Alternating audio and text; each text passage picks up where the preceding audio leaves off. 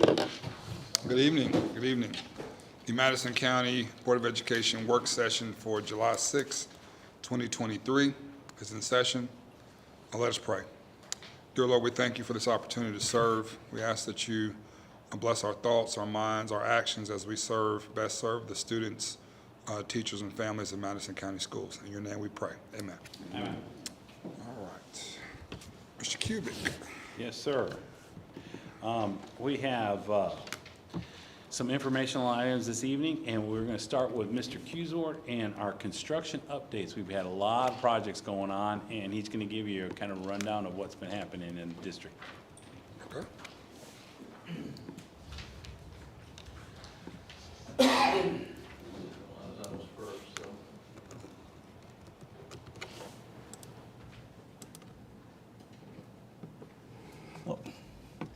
All right, well, thank you for having me up here today. I'd like to try to just take an opportunity from time to time to give you an update of what the operations is doing, construction and improvements, to update you on items that you've seen come across the board agenda throughout the year, maybe even longer than that, and where we're at today. This is brief, somewhat elementary at the same time, but I'll give you as much information. If I miss something you'd like to know, please ask, okay?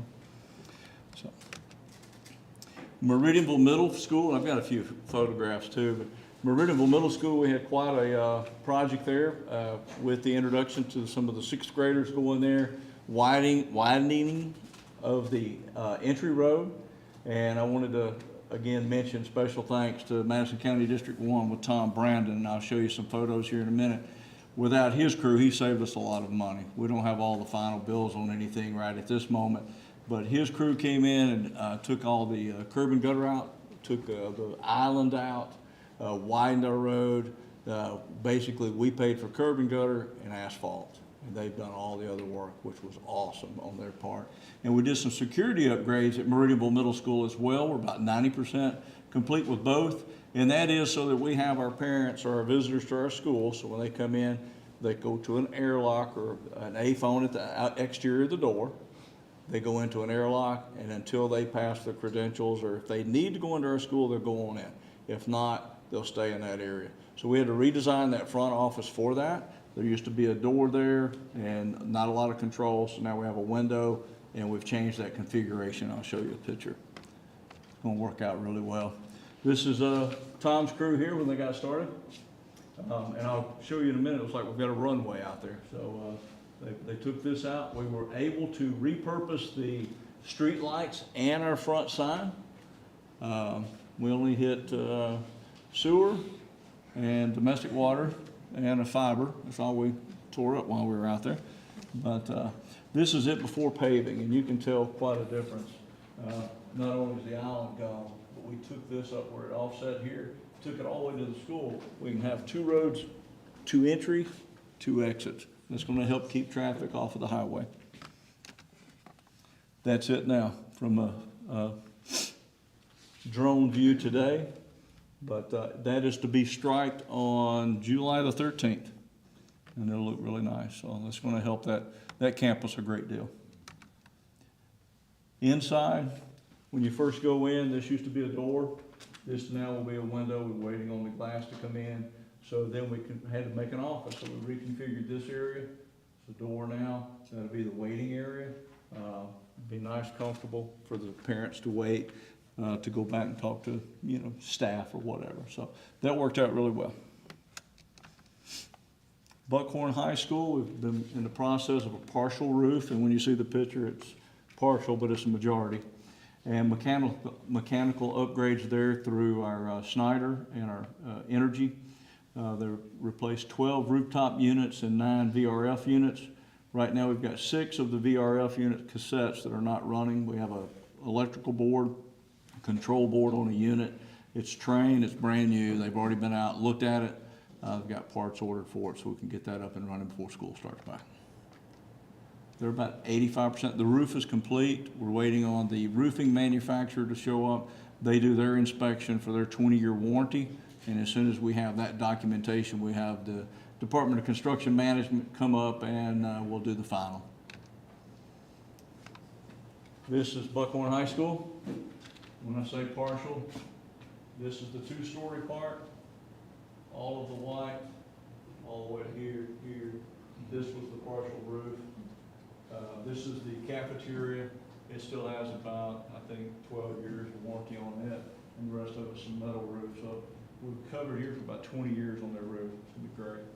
And this area is where they got the new rooftop units and some mechanical upgrades. But projected, did I say something funny? Okay, I'm sorry. I thought I said I will. Sparkman Middle School, mechanical upgrades. I'm sorry? I think they like the definition of partial. I know, that's what we called it with a DCM, so I just try to stay consistent. At Sparkman Middle School, mechanical upgrades, the pictures doesn't really do it, justify it really. 46 rooftop units, 16 of the VRF cassettes, I don't have any hanging in here, and 16 of the split systems. We've taken this school, which was a two-pipe heating and cooling system, so with those type of setups, you either have heat or you have chilled water, and you can never have both. So if you have these days, and we experience it in others, where you start off with a cool morning and you want heat, but by noon you wish you had AC, it takes it so long to change over, it's uncomfortable for the staff and the students. So we're about 70% complete here. Be removing the chiller and the boiler out of that system. I'll show you. Pictures doesn't do it quite justice. What I'm excited about is these are the rooftop units now for the gymnasium. And if you go into a lot of gymnasiums, they have those units hanging over the wood floor. If they ever leak, they ruin the floor. Cost you $20,000. Plus you have to have a lift over there to get up to go work on it. You can climb up on the roof now and work on these. These are great. So, and here again, these are brand new units. I think these units that were replaced were 25 years, 26 years old, a little bit older. Madison County Elementary, partial roof, that's in the gym area. It's 100% complete. We did the final inspection on it about 2 weeks ago, waiting on the paperwork. So the new school, this was the old area, but all of this area here has been re-roofed, including the top of the gym, over the hall, and back in the back. So all of this will be covered for 20 years. These yellow things are now required by code, so anybody working on those units, if they're so close to the edge, they have to have a fall protection. But that one is 100% complete. Madison County High School paving, the rear student parking area, probably one of our worst parking areas in any of our schools, in my opinion. It's 98% complete. Special thanks out there to Madison County District 3 and Craig Hill. It has been paved and they were striping it today. Wished I had you a photo of that, but it must still be on the drone because I can't find it. So Madison County Career Academy and the central office. Both of those mechanical upgrades, I don't know if anybody's been through any of the, I know several of you are, but through the central office, I'd say we're 85% complete. All the ceiling tiles are back in, really down to the cleanup. They're doing some vents now for the fresh air intake, and then some T&B, which is testing and balancing to get it the way we want it, and before they turn it back over to us 100%. Much quieter in there. It's going to be much more comfortable. The career tech over there, 65%. They're going to have everything up and running, probably most of the demo, and have it ready for school. Now, they won't remove the chiller, boiler, and there may be some demo and controls work after hours, after school starts back. But the new systems will be up and running before school starts back. As soon as school starts back, the whole idea is not to interrupt classes or students or staff. Walnut Grove, they did complete the partial roofing there, and we replaced 5 rooftop units there. So that job is also 100% complete for this summer. I'm kind of going fast. Anybody got any questions or anything yet? Okay, I'm sorry. back to safety. So we had 4 schools that are built very, very similar: Endeavor, Legacy, Mount Carmel, and Hazel Green. And there again, the way it was set up, as soon as they buzzed in, there was not a second way to stop them until they was already there with our staff, maybe students. So with that, now we'll catch them in that first airlock. So as soon as you step in, of course they have to buzz in to get to there. There'll be a window. The window's already cut. We're waiting on the glass. I've got desk. We're having some cabinetry made through Shepherd, and so we're waiting on that to come in. But we're about 70%. So now when you come through, it's painted now. So when you walk in as a guest, there's a window there. You go up and give them your ID. Then if you're cleared, you can step into the next area. So this will help us from having maybe some non-desirable visitors that we don't want in there with our staff. So just another safety. We're doing all 4 schools. Is that glass, Joe, is that glass tinted at all, or is it?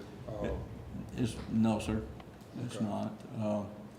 And then another question, and I asked this, is if we could get it in any, it's tempered, Okay. but we can't do anything with bulletproof Right. type film on it, because of the way it has to be installed, it needs to be complete perimeter, and we have the window, the little pass-through for glass, paperwork and all, so that prevents that. Gotcha. I was just wondering with that, that's Hazel Green, right? That particular one is, yes, sir. Yeah, so I guess I was wondering with the sun coming in on the outside and then you got that glass on the inside, would it create a real warm environment, or do you have climate control in that situation? Is that There's climate in that room. There's, I'm in pretty, that open air and that, okay, yeah. He's talking about the inside of the air. the inside? Oh, air. not in the airlock, now, but this wall here with this storefront is open on the top. Okay, Okay, so so fresh air will get in there. it will get in there, yes, sir. Okay, Now, it's a smaller area.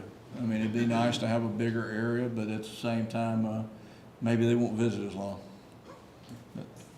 But it does have some area, because it's open across the top, all 4 of them are. okay, okay. I'm sorry, I thought you was talking about in the office No. area. Madison Crossroads, we are introducing 4 learning cottages there. I got the email this morning. Right now, they're running behind the weather and holiday. Of course, I did ask them, did they not have July the 4th on their calendar, but looking at having those delivered July the 20th, it's going to be quite a challenge to get those 4 units in, set up 100%. Before staff gets there. I think we can easily have it set up before students get there. But right now, and they're trying to better that, but I'd rather them under-promise and over-deliver. So we've not done business with this group, so we'll have to see. But that's where we're at on this cottage and the one for Pace up here. So July the 20th. It was supposed to be July the 10th, Monday. So On those, do we do the electric work, or do they hook up to our electric? How does that work? Who does electric work on that? I've done it both ways on this one. Pace, I'm calling that one self-performed through the Department of Construction Management. So we will do that in-house. It's a single unit. We already had one sitting there. At Madison Crossroads, we're running that all the way through to be bid, but we've had 0 responses. So we'll have to start negotiating and trying to arm twist very quickly to get somebody out there to do it. I didn't know if it was in their contract for them to No. hook it up, or they just bring them and set them up. They just and bring them and set them up. The other part that's slowing this up, and I'm sure there's a lot of construction around Alabama right now, but the DCM, Department of Construction Management, we still haven't gotten the final approval from them, but we're moving ahead. I mean, we know what we have to do, but we're moving ahead with that. These are similar to the units I've seen like at Grissom High School, kind of like those. Yes, sir. setup? Yes, yeah, those 4 that were at Grissom, same group, set up the same way. Okay. They'll have underpinning under those, also the handicap ramp, ADA compliant with the stairs, the aluminum landings. The things that we will have to add when they get here, some exit signs, emergency exit signs, some lighting, exterior for there again, if power goes out. Plumbing, I think I have a solution. If we don't have time for all that, we can put a gray water holding tank under each one and have those serviced until we can get the sewer run. Water's easy. Electricity should be easy, except for the fact that Madison Crossroads, I think we have to have Huntsville Utilities come set a new transformer. I'm trying to find that out now. I've just asked them to go ahead and send me those plans, since we can't get them approved yet, send it to me so we can start doing something. So best case scenario, these are in before school starts, Best case scenario, but realistic, maybe 2-3 weeks after school begins? August, yeah. Okay. I'd say worst case, yes, sir. Okay. Yeah. Where they may have them, you know, scatter them out among some other classes, or in the cafeteria, or even in the gymnasium. Okay. But our goal is to have it by the August 2nd. It's been a challenging summer, to say the least. McKee Road, the tentative schedule right now is we're hoping to do this in 2 ways, in this fall, early, send out a bid for a grading package, that's the dirt work. Right now, it looks like there's enough dirt on the site, good dirt. We do have some areas that's got up to about 5-foot cut, but shouldn't have to have dirt trucked in, so hopefully that'll help. But we're estimating 3 months, I'm saying 3 to 4 months, if we can get that bid on out. I have talked to some dirt contractors. There are some that are available that have gotten off big projects. Housing developments aren't starting up as quick, so I think there's going to be some people interested in this, and I'm hoping that will help us with our pricing. So then, as soon as we can get that out, they'll get started. Early 2024, get the construction package out to bid. And then that way, start early 24. Best case scenario, it'll be open for 25, 26. I say that knowing that I think City of Madison is still trying to open one they were trying to get open last July. So, but that's our call. Talked to Frank again today about that. Right now, the way we're looking at it, the picture may not do you a lot of good, but this is McKee Road. We're thinking that most all traffic is gonna come from that side, coming into the school. We do have our easement that's right up here, and I wanna go ahead and have an entry road there designed. We can bid that as an ad alternate, just in case we have to find a place to save money. This is the same footprint as Moore's Mill, with the exception, we're adding this wing here, 2 classrooms and 2 classrooms in the front. No, I'm sorry, right here. Here, that way. But it's the same layout as we have at Moore's Mill. That school has worked very well for us, and we like that. Got with the former principal there, and we've gone through that, what works, what doesn't work, what's good, what's bad. So that's where we're at on that right now. This piece of property, it's about 98 acres. This is not ours. This little area right over here, some wetlands. The other problem with this is there's not sewer to that site yet. We have talked, Dr. Minsky and I met with Harry Liosi.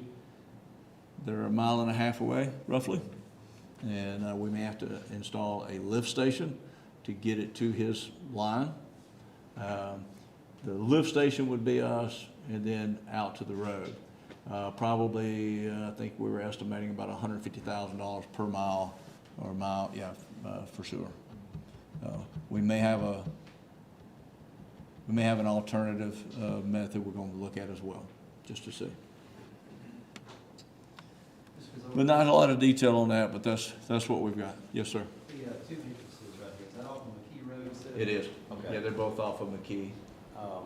What's your thoughts about having to put a traffic signal at 53 and McKee or Jeff Road and McKee? 'Cause my thought I is- defer that to the county, I think, now, does anybody say where all the kids are gonna come from? I keep thinking they're coming from this area and they won't have to come across 53, but I know there's gonna be some over there. Yeah. Depending on how we configure the grades. Okay, all right. And then the other thing is, if this is affordable, it'd be great. We've already got a light there, that next road. And we're about to have one at Tony Road on a railroad bed too, so you've got 2 traffic signals right there on a railroad bed that would Okay. help with the flow of traffic. Are they putting that up now? I talked to Commissioner Vandenberg last week, and he said it's in, it's just delayed on install. Okay, So- all right, very good. All right, so that's it. This is the highest elevation of the property, which does try to save us some money on construction costs, dirt moving particularly. but we're also trying to salvage enough of that if we do have to do something in the future, we still have usable land. So that location does provide us with the usable land for the future, Joseph. It does. We start limiting it depending on what we're gonna put there, but yes. As we, at your last board meeting, New Hope High School with the corridor, you did approve to reject and negotiate. And I've asked for the numbers by 7/21, giving them time. I think everybody's had plenty of time.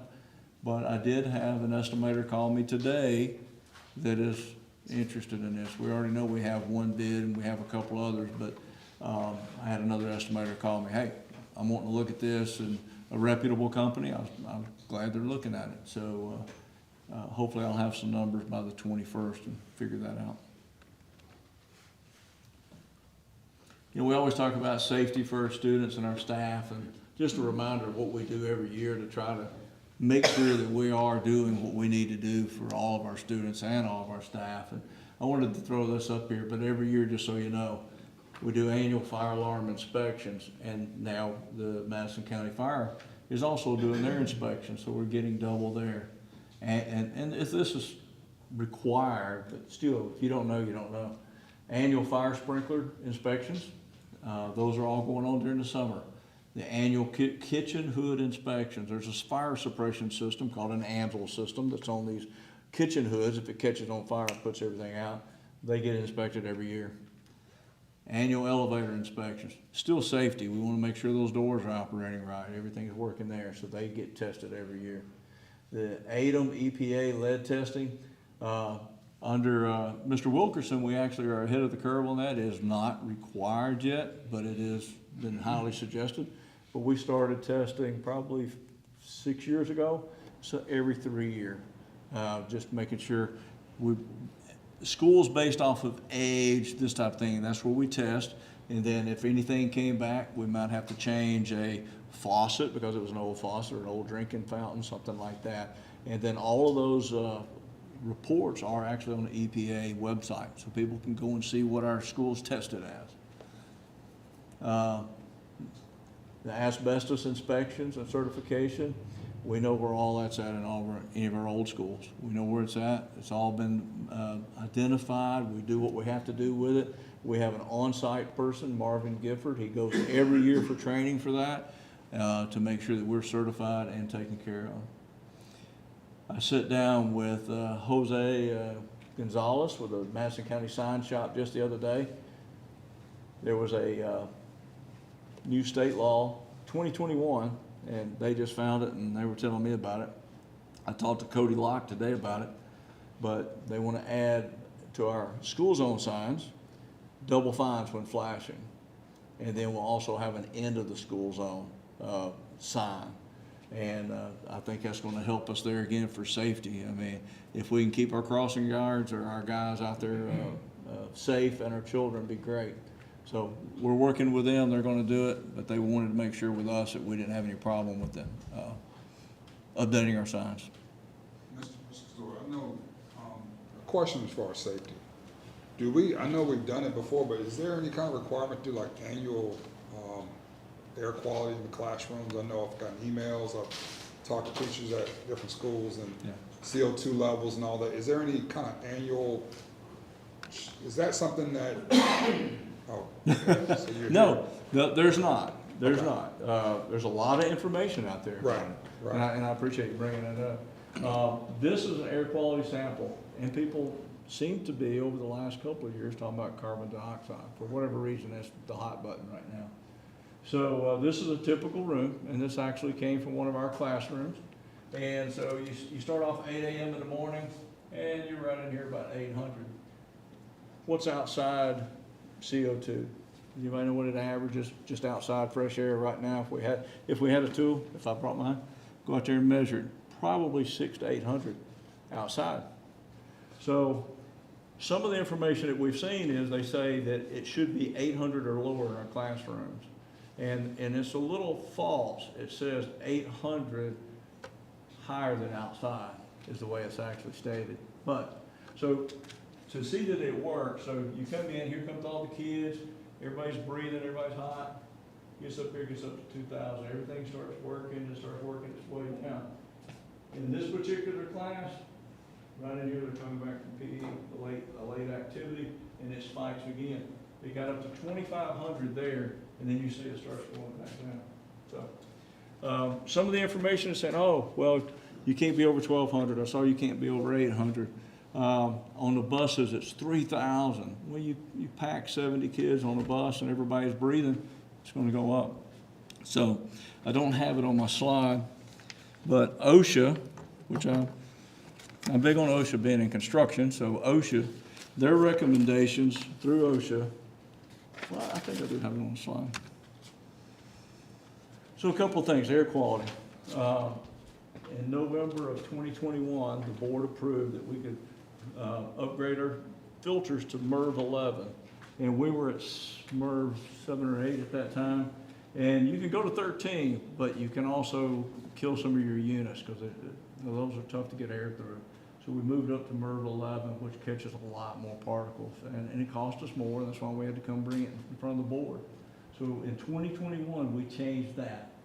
So what I'm saying, many different recommendations from the CDC, which is Center for Disease Control and Prevention, OSHA, EPA, and there's even others out there. There's all kinds. If you start Googling it, it gets crazy. Outdoor CO2 will range anywhere from 400 to 600. Every time I check it, it's over 600 anywhere I'm at. And then OSHA, the permissible exposure limit is 5,000 for continuous 8 hours. And actually in there, on page 16 here, if concentrations above 15,000, some loss of mental acuity has been noted. 15,000, that's a long way from where we're at. So to say that, when you look at our typical room that I was looking at a while ago, do they peak and do they, get air circulation? Fresh air, a lot of our units have fresh air intake. They have to work optimal. If not, they're bringing in fresh air, dumping it right on top of those kids. It's got to be treated. The humidity helps make a difference on us on that. So I feel like that we're in good shape. In the times when I get a question, we do go and test. Typically we will test ourselves, but we also hire outside. I want to make sure that it's something that's not, I don't want to think that we didn't test it correctly. I want to have somebody else test that. So we do that from time to time if we have to or need to. I don't mind at all. Now, I don't know if y'all have seen it, but the other question come up about this air purifier program that was free. And yeah, it was. And it was decent. They changed it. In the very beginning, you had to guarantee that so many people would get COVID testing. Then they changed it again and you didn't have to agree to that. But it was free for 2 years. And then I found out, well, okay, we got to buy the filters. How much are the filters? So they would give you one small unit for classrooms and 2 large units for big areas. The classroom filters were $150 for every 6 months, so $300 a year. The large units were $150 per filter, so $300 per year per unit. I pulled Riverton Intermediate out, counted the classrooms, how many units would we need, all that. So just for that one school, we'd have $19,000 for filters. And then we have 30 facilities for $570,000 per year for some HEPA air purifying filters. So do we have that maintenance money for in the future? Don't know. We didn't want to start a program like this and then we couldn't continue it on when we started having the investment part. So as a group, we've talked about that, but we did look at that. Don't want anybody to think we've just ignored it. So I wanted to bring that up because I did see that on the email the other day as well. So in the air quality, there is so much good information, but so much false information. And somebody can carry something around like this right here, and I've seen it, and they'll say, hey, but I was in my kid's lunchroom, and it was really, really high.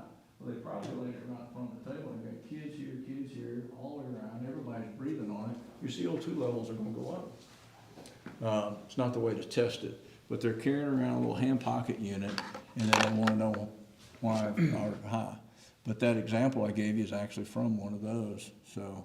Do you happen to remember or on average what the class size was? I know I've gotten that call, like sometimes it's been tested where there might be 10 kids, but you know, class might have 30. Do you remember kind of when that test was ran, how many kids? No, I don't have that information. I will say this, just me being me.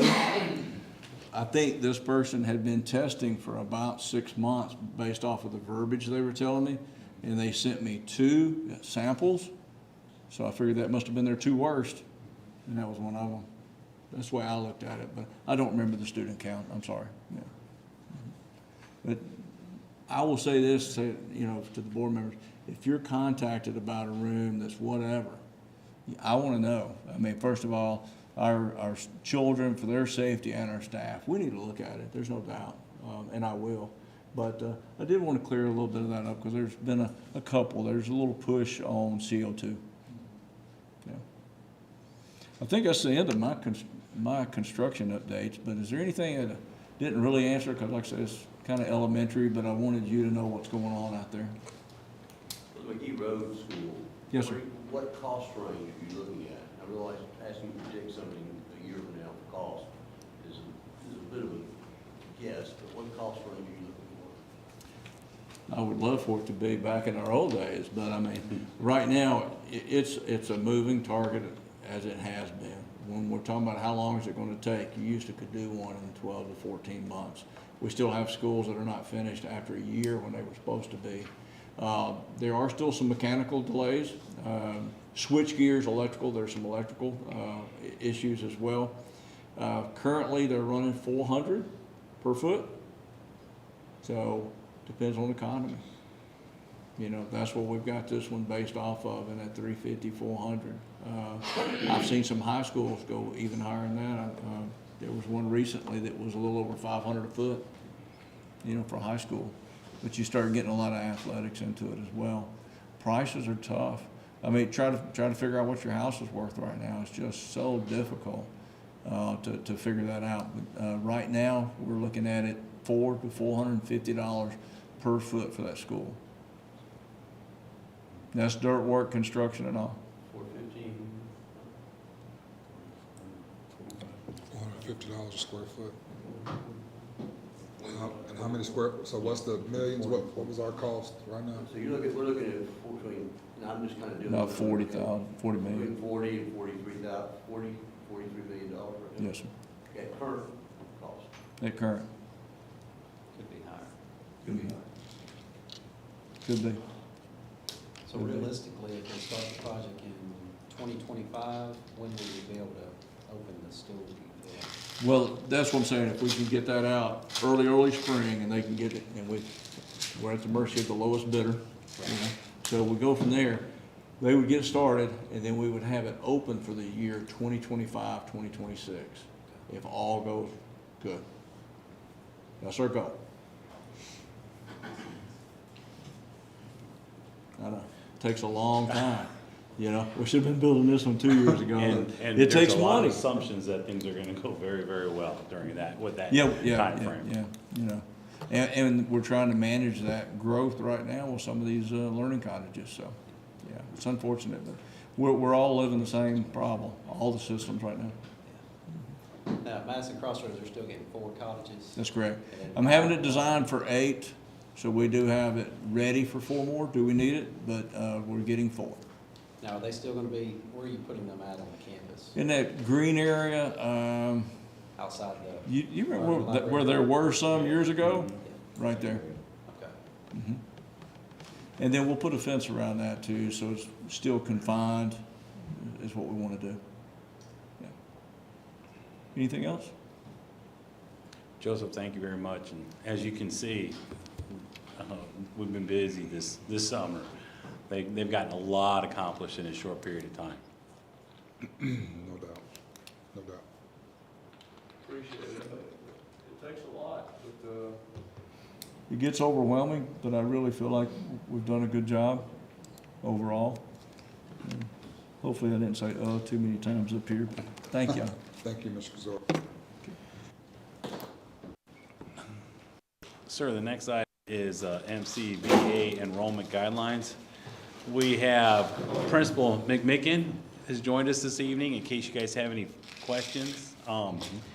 There are some things that have, looking at the policy, there's a couple of changes that we're looking at making, as well as there's, I asked Mr. McMicken to come in because, to kind of explain a little bit of the tracks or the pathways and options that our virtual students we're looking at for next year. We're kind of doing a reset for the school, and he's got some good ideas. He's working with Ms. Cross, who's our assistant principal there, and they're working diligently to provide a quality virtual school that we have. A couple of the changes, of course, is, you know, as it used to be a 412 school, we had 14 fourth graders that moved up to fifth. And as those limited numbers are moving up, the numbers, and I was going over these just recently. Matter of fact, I think it was with Mr. Jones. The ADM for 21-22, which would have been the, you know, last year's ADM for grades 4, 5, and 6 was 148 students. Fifth and sixth ADM for this year is 60. However, there's a difference of 712. There was about 440 students last year, and now it's around 560 or 540, 560. So that's increased from the 712 range. So what we're seeing is there's a trend, it appears, that our elementary is starting to work their ways back to their home schools. But our 712 is continuing to grow in the virtual setting. So with that, one of the board changes is we eliminated the fourth grade this past year. We're going to continue with fifth grade for next year because those 14 students have been in the virtual program, and it's not fair to tell them the program's over. And so, but we're going to watch fifth grade this year to see what the numbers generate, and see if it's to the point where we have to eliminate fifth grade in the future or not. Which, if it becomes a 612 school, then what you're kind of looking at is a junior high and a high school on one campus, all virtual. Our elementary has gotten to the size where we used to be, if you remember, we used to have 2 extension campuses, which was Monrovia Elementary School and Mount Carmel. And that's where our kids were, our elementary kids. We're now able to bring the 5th and 6th into the building. So the virtual school is all being contained here on campus. So we don't have those extensions out in well, I was gonna say feeders, but they're really not feeders because it's its own school. So before I get into the eligibility issue, Mr. McMicken, would you like to explain to the board kind of the career path, the tracks, and what we're looking at as some of the things for the virtual school, sir? So, when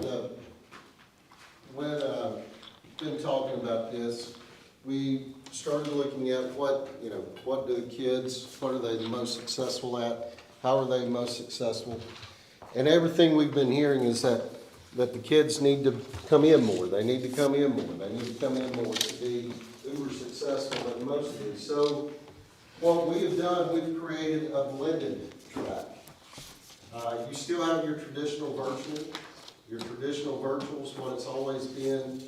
Students don't have to come in. Students, they get their lessons by Google Meet. They can schedule a one-on-one meeting there. They can come into the lab through a scheduled time. That is one thing we're doing, is that everything has to be scheduled, but they can schedule with their teacher to come in for a meeting or one-on-one.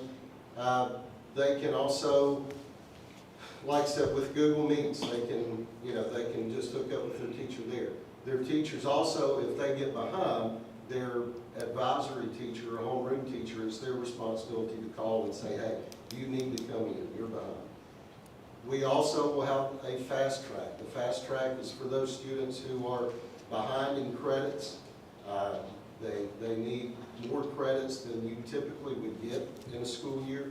So those students are working at their own pace, hopefully in a fast pace, and as soon as they get done with their classes, they get another one. All the other students are working at a traditional pace, you know, each semester, August to December, and January to May is the typical pace.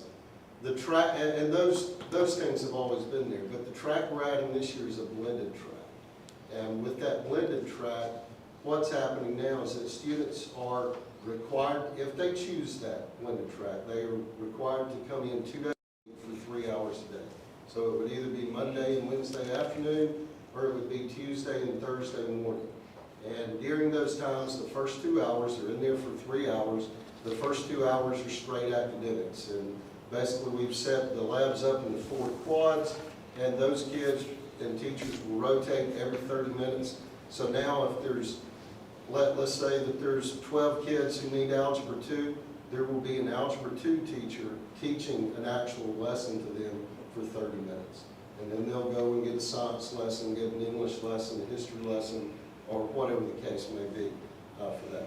The third hour then can be clubs. We're looking at adding the business program down there.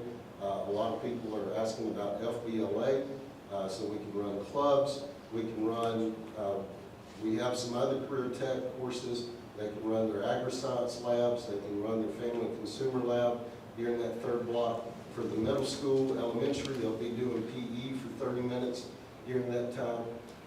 We can also, if they're not a part of any of that, they have just free lab to where we will have a math teacher that is taking some kids and they're just working with them one-on-one or again in small group and while they're doing their work on the computer. So that is the blended track.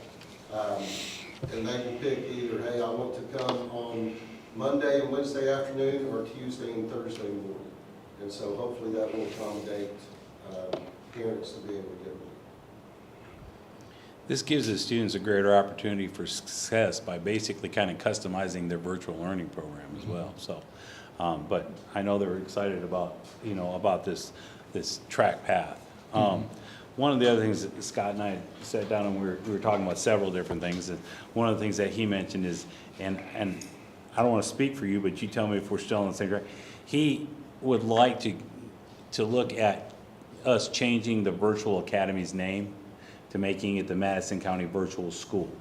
It's got a cost center, it's a school. He felt like a school would be a better terminology for what it really is instead of an academy. So that's something that we're gonna look at what we'd have to do, because there are some things we'd have to make sure that we do as far as checking with ACT and NCAA and some of those things in the, in the state and all that. But there's, we're gonna look at the possibility of changing it from an academy to a school. Okay. There was some other things that, as we were working through the virtual program, the design of the program by itself is that there's a program that the coursework is, a child signs into the coursework. So when a child comes from inside our district, from Hazel Green High, Buckhorn High, Madison County, New Hope, Sparkman High, Sparkman 9, or even our middles, when they come into this program and they come in the middle of a grading period, a quarter, okay? The way it's designed is, most kids tend to have 1, 2, 3 subjects that they seem to be better on, and there may be anywhere from 1 to 3 that they kind of struggle in. Well, they have to come in and they have to start at the beginning of the program. They have to start whatever the 9th week they're in, 1st, 2nd, 3rd, or 4th quarter. They have to start at the beginning of that quarter, and they have to do that entire 9 weeks. So if they came in at week 5, they have to make up 4.5 or 5 weeks worth of work. Well, talking with teachers and admin, and both our current admin and our former admin, as well as the counselors, typically what happens is the students go to the courses they love or they like, and they get caught up. Well, they may have had to catch up 4 or 5 weeks worth of work. Well, so they spent that first week on the subjects they like. So now they have the subjects that they don't necessarily feel good about or are strong in, and now they're 6 weeks behind on those. And they have to continue to keep up with the courses that they do like. So what happens is it perpetuates a constant problem of basically difficulties with keeping up and catching up. So with that in mind, where the student eligibility criteria is, one of the things that talking through with teachers, admin, and counselors is that if we can set an entry point for each of the 9 weeks, we can better prepare the students to have success.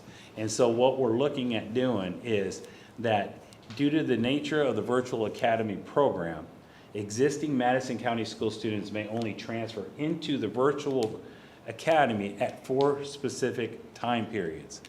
One of them being the beginning of school, so they would start when they normally do. The second one would be the beginning of the second quarter, the beginning of second semester, or the beginning of the fourth quarter. With the beginning being defined as that first full week. So typically we have a 3-day phase-in. So the first full week would be, we'd have that Wednesday, Thursday, Friday, week 1, and then the next full week. So at the beginning of the year, as long as they enrolled within those first 3 days or the next first full week, that would qualify for them to start at that point. And then they would begin their academics at a minimum on that following Monday. So they would only be technically, because the first 3 days, there's a lot of transition and getting schedules set and everything else. They'd really be only like 5 days behind. And that's what our point is, to limit it to 5 days behind. So if they wanted to come in on week 4, they could enter, but they can't start at the virtual school until that next quarter, the second quarter.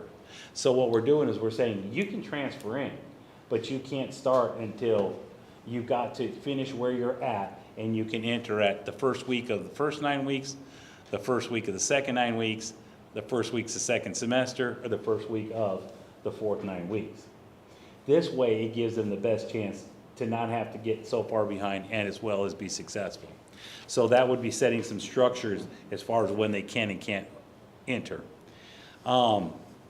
Another thing that we'd be looking at is, and this is one of the things that Mr. McMicken had talked about, was because of the nature of a student coming from our regular traditional school into the virtual program in the second or the fourth quarter, what he had talked about and wanted us to vet through was the possibility of if they enter on the second quarter or the fourth quarter, they automatically have to start in the blended learning. Because we don't know where the transition of that first 9 weeks was from the Edgenuity program, and then having to catch up and have that in order to move forward to basically week 10 of the Edgenuity program for that course. So it gives them, with the blended learning, it gets them in front of a teacher so they can kind of transition from traditional full-day class to virtual, partial blended. And then at the semester, they can go ahead and, at the completion of that semester, they can go ahead and go back to full virtual, accelerated, whatever they need to do. But looking at the possibility of second and fourth quarter, where they come in the middle of a semester, putting them in a blended format, that track, in order to get them started in the virtual when they transfer from another school. So that's what the second bullet's about. So the Edgenuity program kind of closely aligns with the high school tracking. So wherever they are when they jump into the Edgenuity program, it pretty much will line up if they come in at those different times? That's why, that's the point for the blended. Okay. I can't say that they line up. See, Edgenuity is a program that's nationally used, and there's Alabama designed courses for Edgenuity. So we can adopt the Alabama Edgenuity course. But where a teacher is, let's just say at Sparkman High School for geometry, may be different than where Alabama's Edgenuity program is for geometry. So if they come in at the second quarter, what Mr. McGregor's suggesting is that if we put them in the blended, they're going to get 2 days in front of a teacher for 3 hours, as well as the virtual classes. So it gives them an opportunity to kind of get into the program and learn how the program works, as well as, but you still have the supports of that teacher in, for 6 hours a week where they're getting instruction, direct instruction. Is it possible to align them tighter so that they match, or is it just not? So that in the event that a kid goes from the high school to the virtual, I like this setup, but it would just be more seamless for the child. Is it or is it not possible? Just my experience, coming from Sparkman, coming from academic world, just straight curriculum. That's something that the district is going to have to, if that were to be the thing, the district would have to address it. And I know they've started in some areas to where it's a district-wide geometry progression, a district-wide algebra 1 and algebra 2 progression. Everybody's doing the same thing in English 9, English 10, and that's just not, that's not the case district-wide. What we would do at Sparkman would be different than what they would do at Buckhorn or do at Hazelwood. Gotcha. But my big question is, it's not just our virtual academy, it's all remote learning. How are we proctoring the test? Because what the problem you have at the university levels and other levels that do remote learning is that, bluntly speaking, cheating occurs so frequently. How do we proctor our exams for this? How do we make sure a kid's not cheating on an algebra 2 test or a geometry test? That's a very good question. In fact, I've been talking to teachers this past week. Teachers are coming in and I'm speaking with them for 30 minutes. One of the biggest issues that they have, especially in the writing, because we need to address more writing in the English classes. And now you've got the AI that can just create these papers, you know, on their own. So one of the things we were talking about, especially on the blended track, is making kids do more writing in the lab when they're there versus at home. You know, right now, a student can be completely virtual. You know, it's potential. I know colleges address it by making them turn the camera on when they take a test. And With my son's engineering classes, they even run programs to make sure that embedded into the virtual program, so you can't leave the test. right. You, That's not an Edgenuity. Edgenuity does not have that ability. Like, and I understand what you're saying, because when our kids take the ACT work keys, like if they were to hit the wrong button to close it out, their test stops immediately. You know, they can't get out of that program, but Edgenuity does not work that way. you know, I know we are dealing with this here, and everybody else is doing it with everybody else that has a virtual learning program, but I would like us to think about a standardized way to proctor tests, particularly for the 7 through 12 grades. You know, kind of come up with an idea that we can proctor tests. We have to bring a kid in to take a final exam or take an exam and be proctored some way, and, you know, in a special room where there's a teacher, because, you know, when we did this for COVID in my classroom, my first test that I gave in a verbal mixed setting, I told my kids, can't use any assistance. I took up 4 or 5 phones every class. So they're going to Google Maps to get their answers. Yeah, and I know, I think this exists, at least maybe I dreamt it, but like there are contracted proctoring services out there that, you know, that you log into a computer, you load an application, there's somebody actually watching on the other side, it kind of locks the screen down. I mean, I know they do it at this college level. I mean, I know that exists there. So I'd imagine that service may be something that you can, you know, we can consider as a contract. And again, I know that's something we're starting to deal with here, but it's not just here, in my opinion, it's throughout the country that's doing this work. Sure. They used to take exams, they had times before, they got away from that. And so I think that's something that, you know, we can have conversations about with Mr. Ricken and Mr. Hughes, and we can discuss that. And while I'm talking about that, you know, the Edgenuity program is the program we have right now. Right. Okay, so we're in the process. I had a meeting with Mr. Hughes today, and we talked quite a bit about virtual learning today. And we're in the process of evaluating whether Edgenuity is the way we're going to continue to go, or if we're going to be, we've looked at, Scott, correct me, is it Access Franchise? It's Schoology through the State Department, Schoology Access Management. Franchise, which is Schoology, where they have more, it's more kind of like teacher-created like lessons, but like Mr. Hughes was sharing with me, is like, you know, with, to kind of get a little bit more on the uniformity across the district, you know, there doesn't necessarily have to be where the virtual teachers have to create their own class, because we have other teachers across this district and other schools that have worked in Schoology. And so if we get some of our peer groups of, let's just say, all the geometries from different schools together, and they pull pieces together, the Schoology may be able to be built where it's a lot more systematic and uniform, so that, you know, you may be off a week here or there, but you're not off 3 weeks or 4 weeks. So those are some things we were talking about today, and Mr. Hughes is going to work with the instructional department and Mr. McMicken as far as looking at some of the, what we need to do, because if we're going to go with, if we're going to get away from Edgenuity and go with the Schoology, you know, now is the time to have our teachers, when they have some of this time in these blocked in, you know, planning times, where they can start working on some of these courses, so that when we get to next year, we're not like reinventing the wheel at the last minute over the summer. It's pretty much all done and just needs to be finalized. So that's kind of where we're at with the virtual right now and where we're going. But there's some decisions that have to be made in the very near future as far as the process we're going to move forward with. But, you know, having these paths, even with virtual, it gives them a better opportunity to grow into the program, or pick a path that actually, or a track that actually fits their needs. You know, when you talk about the accelerated, there's some that, you know, will work in a semester and get 6 or 7 core courses out of the way. I mean, you know, some of these kids really do accelerate because they have things that they have goals and where they want to go.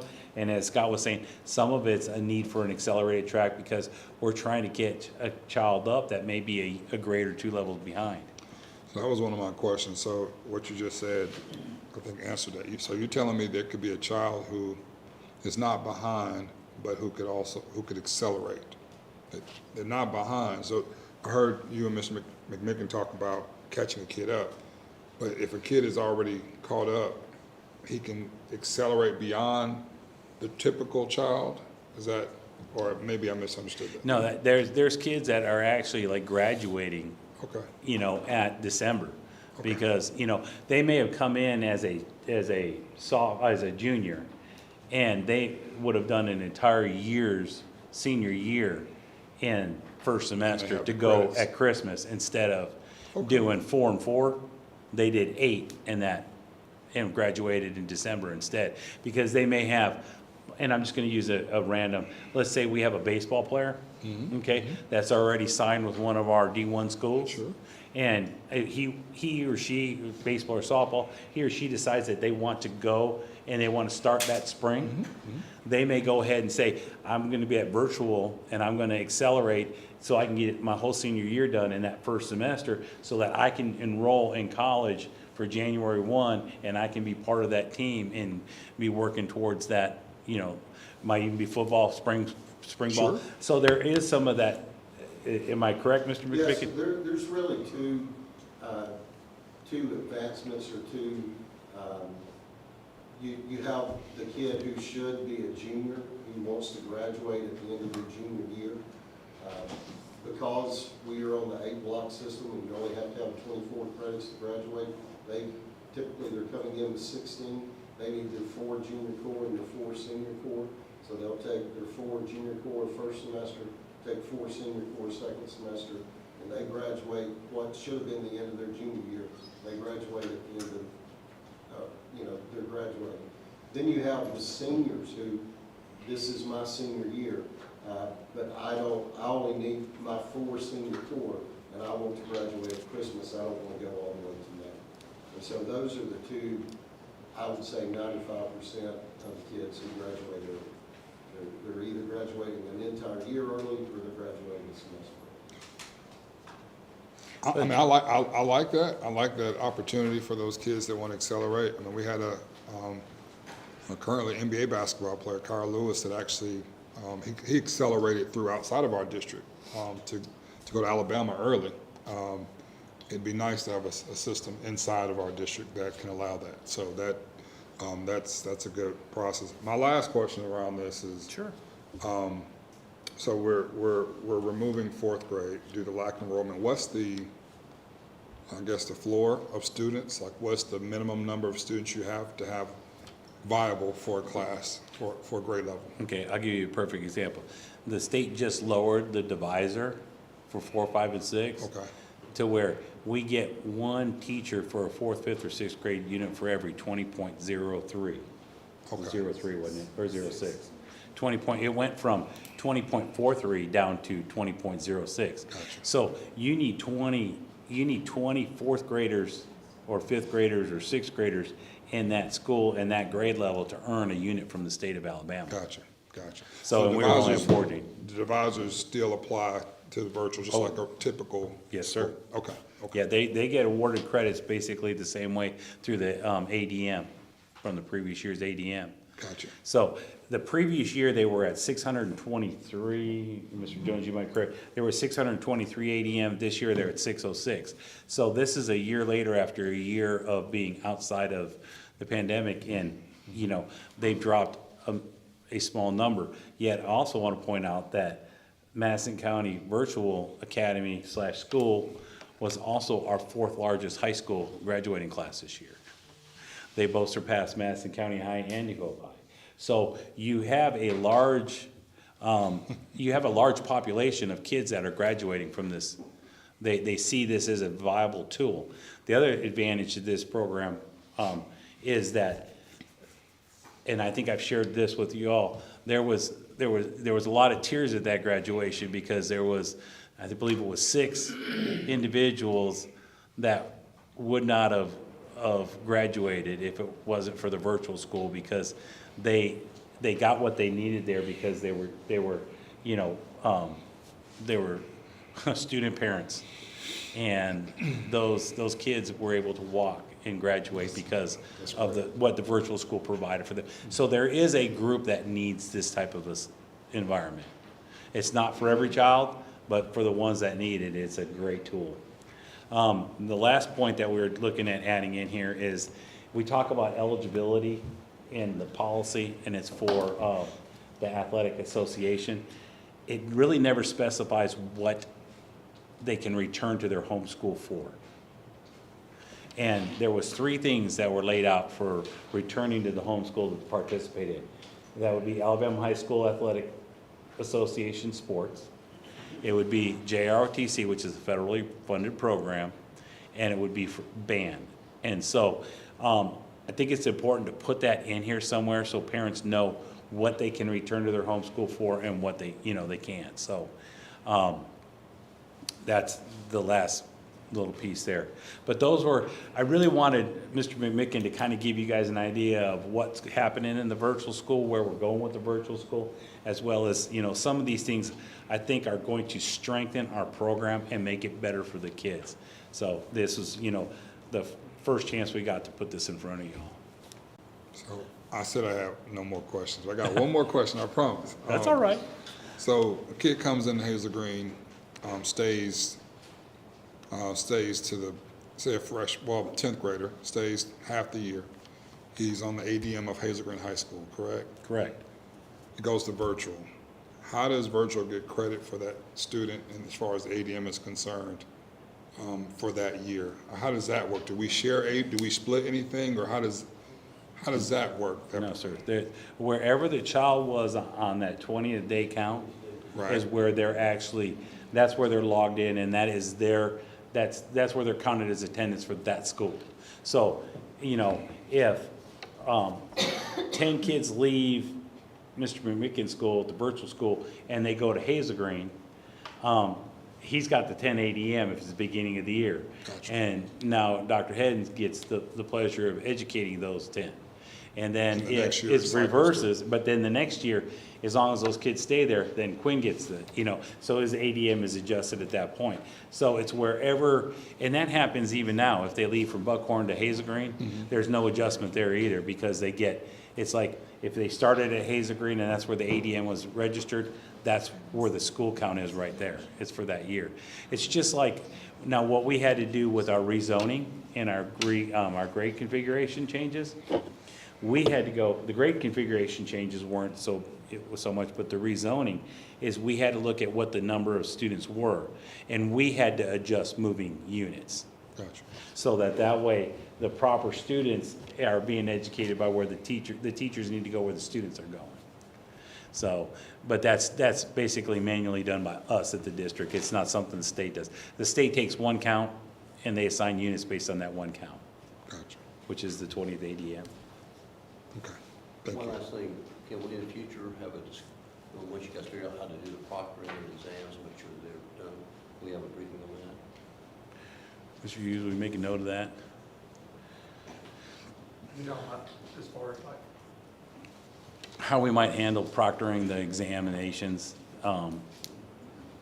Scott, you can get with your staff and Mr. Hughes and their staff and see if there's a way that we can come up with a way to ensure. I think that issue should be addressed before school starts. Okay. That is, sir? Yes, sir. Any questions? Okay. Mr. Micken, thank you, and thank you for taking on this, this new adventure for yourself as well. Good job, Mr. Chairman. Yes, well done, thank you. Ms. O'Bannon?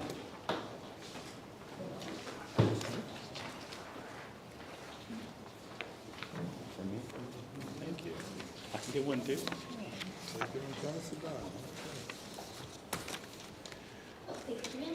don't think I need it in this room.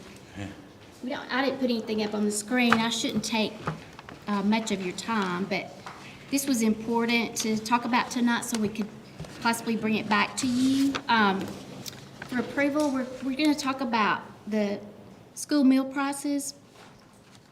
And I've highlighted what we're proposing for next school year compared to this past school year.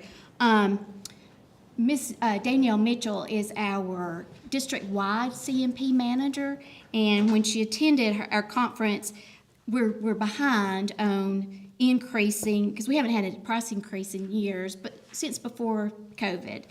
But as far as the employee and visitors, that's mandated by the state, and they have a magic formula they shared with her as to what we should be charging. So we don't really have a choice for, when you look at breakfast, we're only looking at those state mandated, going from $2.25 for an employee to $2.85 for breakfast. And then a visitor, so right now it's $2.75, and we're still fine with their magic formula, which includes the reduced price rate. It includes the USDA paying child reimbursement rate, the severe need breakfast rate, and to determine what we should be charging. So it came to $2.81, and so we just rounded up to $2.85. So those we don't have a choice, and the same with lunch. The employee rate right now is $3.25, and we are supposed to move it, or required to move it to $3.75, that's 50 cents. The same with the visitor, that's a child, and then the visitor adult price. So as we're doing this and considering, the employee rate going up 50%, the only area that's not required is where we're looking at our lunch. For students K through 8, moving that from $2.25 to $2.75, 50-cent increase, and the student 9-12, $2.50 to $3. That's because, obviously, the inflation in the grocery prices. Most of our, or a lot of our items, meat items especially, have doubled, and some have even tripled in price, and we haven't increased anything at all in several years. I had some examples of what a standard breakfast cost, which we're not even looking at that, is. It ranges from $1.65 our cost to $2.20. So we are reimbursed for those that are free, of course, and those that are reduced price. But our average lunch, some of them, if you like spicy chicken lunches, is $2.50 our cost, and then the pizza lunch, it ranges from $2.13 to $2.50. So as we're bringing this forward to you for our employees and our visitors, I would also like for you to consider the 50-cent increase for our student lunches to help offset some of the cost with our groceries. And we need to bring this back to you because this goes on our website at the end of the month. So I would like to bring it back to you at our next board meeting for approval. Any questions? I would like them to show me how they feed my 13-year-old lunch for that price. I just would really like to know that. I went through Arby's Saturday to get my 19-year-old some lunch because he couldn't get out and drive there. So just a basic lunch with a milkshake was $14. Yeah. You ate good, didn't you? No, He's eating good. that was a chicken tender combo with a drink and a small vanilla shake. $14. Whew, So that's crazy. this is a pretty good deal, and Yeah. since we're mandated on the others, I'd like to go ahead and do that with our lunches. That's all I have, sir. When was our last increase? You know? It was 5 to 6 years ago, Mr. Brooks. It was prior to the pandemic, and I think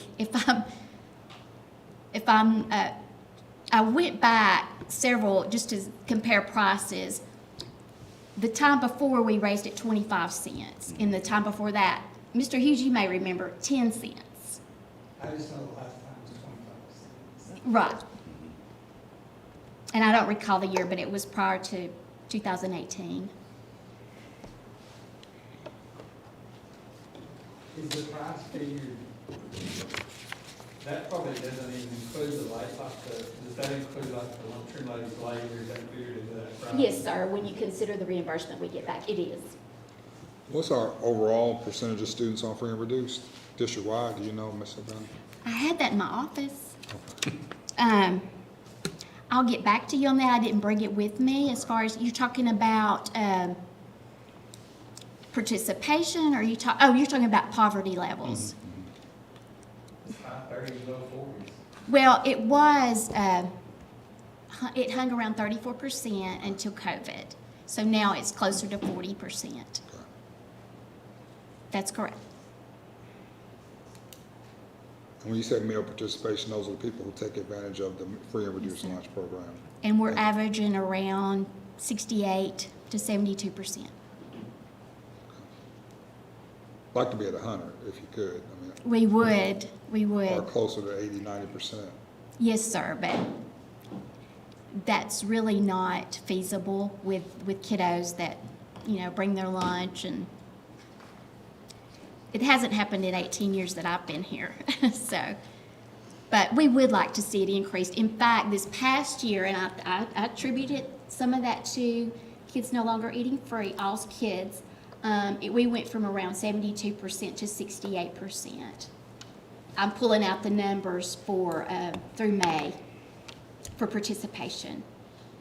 Any idea, just out of curiosity, why you think it's at 60? Like, is there food they don't like? I mean, is there any survey, any data that suggests why? I mean, I'm just curious. Is it? Well, our district, no, not really. I mean, you don't know. Kids are kids, and typically what the high school kids want, or, if they're going to bring their lunch, they're going to bring their lunch. I go back to Clark all the time. He brought his lunch for 12 years. Uh-huh. But when it was free, I would say it was up a little bit because parents would say, we're not fixing your lunch. You're going to go eat free, no matter. It was just a convenience. But it's hung around the 70 percentile forever. Now, that's not to say that we can't make some improvements in our cafeterias. And what we're doing is, Ms. Mitchell is working hard. She's required to do an annual evaluation. Of course, she drops in and visits quite often and looking at everything. And so what we're doing is looking at those that have really, really low meals per labor hours, and their participation is not as good as it has been. We look at a 5-year trend. And so she's doing more site visits there to see some things that they can do to improve. The menus are pretty standard, but you can make it taste good. And so a lot of that, is with your cafeteria and the management there. That's part of it. Gotcha. So she's really zeroing in on those schools that their meals per labor hours are declining. So a lot of it we can help control and help them and encourage them to do things differently. And selling a la carte and just giving more options as long as we're within the law. So we are zeroing in on that more and more, and especially next year because we're past COVID, and we're looking at that to increase participation and as I said, to give the kids more options. I was talking, the reason why I asked, I was talking to some kids at Hazel Green last year, just ate lunch with them, and just talking about just the food and everything. And surprisingly, and maybe this is just a generational thing, I mean, there's kids that are clean eaters, keto, I mean, vegan. I mean, I didn't know that there was such a variety of kids and looking at their nutrition. So the ones that brought their lunch, they have specific reasons as to why. And, you know, just like school done, you know, of course, they're kids, they just say it in the most raw and uncut, you know, way. Like school just don't, it's just not gonna work. This is not gonna work for me. And so I was just curious as to if that was just the students I spoke with, or if that's kind of part of We're under the healthier student guidelines, and so, you know, a lot of kids feel that way, but then some think there's not enough seasoning, not enough salt and all that, so it goes both sides, but we're trying again to provide something that they would all enjoy, and to offer different things, whether it's a drink that they don't normally, especially in our secondary schools. The elementary schools are easier. Yeah, yeah. So, anyway. Okay. Any more questions? Thank you, Ms. O'Donnell. Thanks, Mr. Bennett. Thank you. So the next topic is the nurse's salary matrix. This is an interesting topic because there was, the legislation passed a bill that changed our nurses' salary matrix from 182 to 187 days, giving 5 additional days.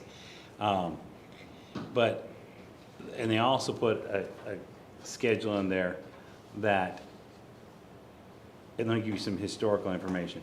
There's only 3 salary schedules or matrices in the Education Trust Fund budget. There's certified teacher, there's the team's contract teacher, and there's the nurse's salary schedule. And those are the only 3. The teacher's is 187 day, and it's got, now it's got 35 steps. And the team's contract is 189 days, and it has 27 or 29 steps. And then the nurse's salary schedule is now 187 days. And I think they went to, so man, did you remember if it went to 30? Did it go to the 30? I don't think it went to the teacher one, but they extended that, and they pay for degree and years of experience. The teacher's salary matrix pays for degree and years of public experience. It used to be public experience. 35, Well, sir. it goes to 35, so it aligns exactly like teachers does, okay? So when the original bill came out, the bill said that they would get experience for nursing experience. Right, Well, that's it. that's what the law says. Well, if you go and at our recent conferences, and with the Alabama Association of School Boards, they were, at the conference, they said that this is to be interpreted as public school experience. At the SSA conference, they told us it was to be public school experience. And then Dr. Mackey at SSA told us it was to be public school experience. Well, there was lots of conversations about this, and then Dr. Mackey sent out a memo. And the memo said that this is supposed to be public school experience for nurses, but districts, of course, could do whatever they want. So one of my questions was to Ms. Thompson was like, this is a quagmire of, we've got a law that's written one way, it's interpreted another way, I went and talked with Miss O'Bannon. Miss O'Bannon went to ASBO last week, and ASBO said it was to be interpreted as public school experience. Is that correct? Yes, sir. Okay, and then she asked like some of our other systems in our district for ASBO. And Madison City, for instance, used to pay for just experience. Well, now they've changed it because of Dr. Mackey's email, his directive on the memo, and now Madison City is no longer paying for all experience. They're only gonna pay for public school experience. So, You're not funded for it.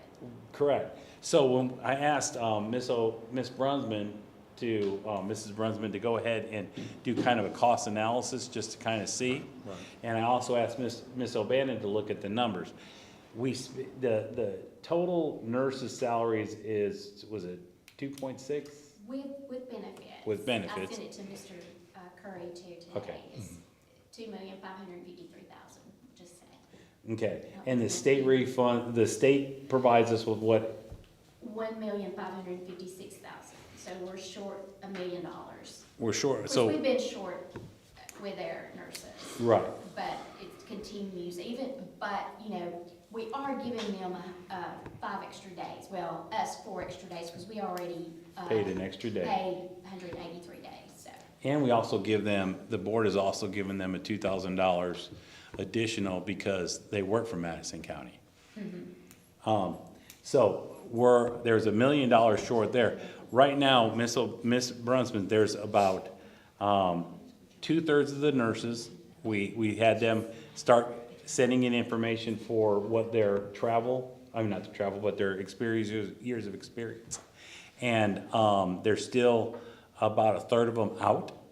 We haven't heard from yet, but it looks like it would be, right now with missing 1/3, it would be an additional about $130,000 to pay for all years of experience.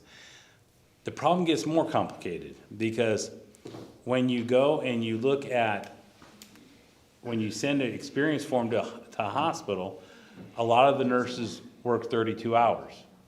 So the hospitals or the doctor's office or whatever will indicate part-time. So the experience form is coming back saying that they're part-time. Well, we only give credit for full-time experience. But we also have a clause in there that says, as support employees, anybody who works 30 hours or more is considered a full-time employee. But that's what Madison County Board considers full-time, not what the nursing industry or some of those entities said. So, needless to say, I contacted Ms. Thompson and asked her if she had heard anything from, the School Board Association or, her colleagues as far as, is this becoming a problem with other districts and all? Because I figured it has to be, because Eric Mackey expressed that it was a problem at SSA and AASB. So do you have any information? Yes, sir. It was a topic of conversation at our conference as well, that there are school systems, a lot of that was surrounded those school systems that have LPNs. You guys don't have that issue, but there are school systems that have LPNs and then they're hiring RNs in the LPN slots and which salary schedule they're on. There were lots of discussions, but one thing I would point out to you with this memorandum that Dr. Mackey sent out on June 27th to all superintendents, the state superintendent by law in Alabama is given the charge to explain the true intent and meaning of the school laws. I'm quoting from the statute, it's Alabama Code 1644. It says he shall explain the true intent and meaning of the school laws and of the rules and regulations of the State Board of Education. So he is charged with that by law, and you have his interpretation is that this is for public school credit. So you can choose to follow his interpretation. You will need to amend your salary schedule with it and add the word public school to it. And that is what you have traditionally done. All your current employees their experience credit was award granted, is that correct, Karen? Yes.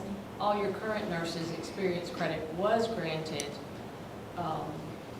based on their public school experience. So has anybody asked the legislators, was their intent to do that? Or was there maybe a crisis of school nurses and we want to include credit from their time as nurses as part of the equation? I mean, I just, you would think it would be expressly noted in the legislation. And I appreciate Dr. Mackey's clarification, but that seems to be a key component that you leave out. And if you left it out, maybe it was intentional, but it was left out to include nurses' credit and experience. Because I don't know any nurse that goes to school, and Ms. Bates would probably be better to talk about this. I don't know any nurse that goes to school to be a nurse, to be a school nurse. I don't know, maybe that exists, I don't know. I think they go to nursing school to be nurses, and they happen to come across school systems, and maybe it's a good fit for that time in their career, but they have this wealth of knowledge and information from previous. So, I mean, do we know for sure what the legislative intent was from the legislator side? I know Dr. Mackey's clarified it, but was it to possibly include experience as nurses? I can't answer that. I mean, I haven't spoken with any legislators. I don't know who the sponsors of the bill were. And every year, we get numerous laws that are not clear by the legislators, in the wording, so this is not unusual. This act And then the is, State Department comes back, and they work hand in hand with the legislators. the act is 90-something pages long. It's 94, 97, it's almost 100 pages long, the act in and of itself. And the nursing matrix is buried, it starts on page 19. So it's even hard to find it.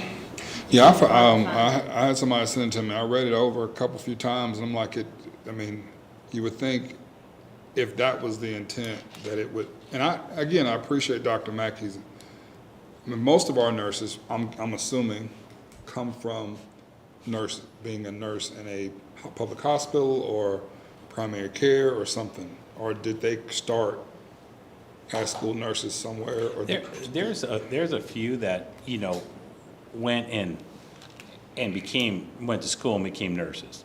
And then they had children, and then once their child was old enough to go to school, they went and took nursing jobs in a school. Right.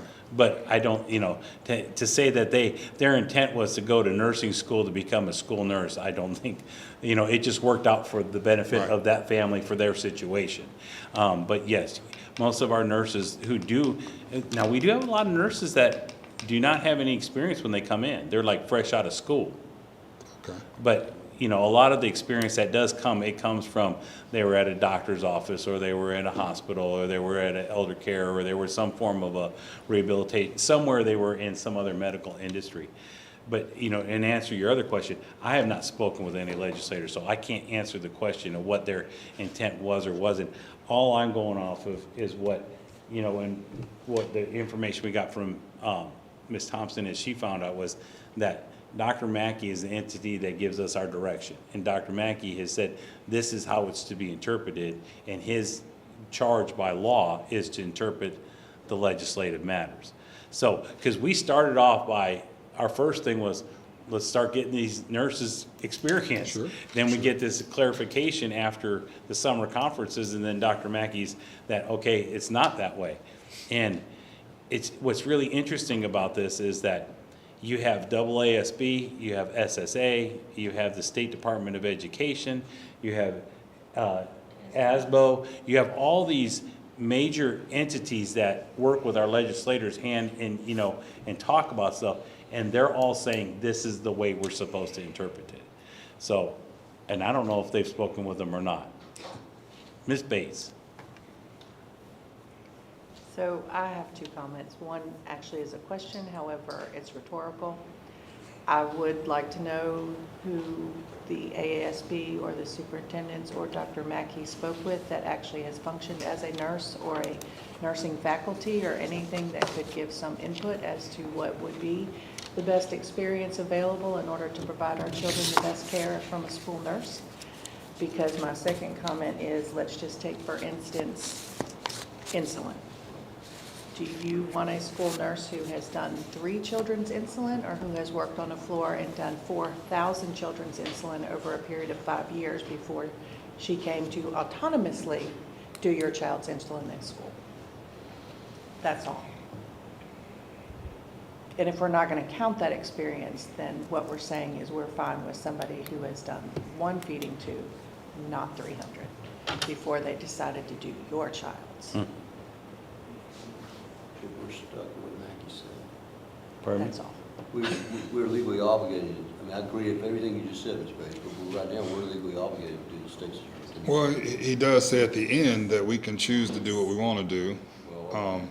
At the tail end of that, that we can choose to do whatever, which, you know, I mean, likely, you're still going to get nurses from the hospital that are going to have the experience or the competency necessary in order to do that. And they're going to take this role regardless of what you pay them, because the schedule works out for them to be able to have a work-life balance that allows them to be with their family.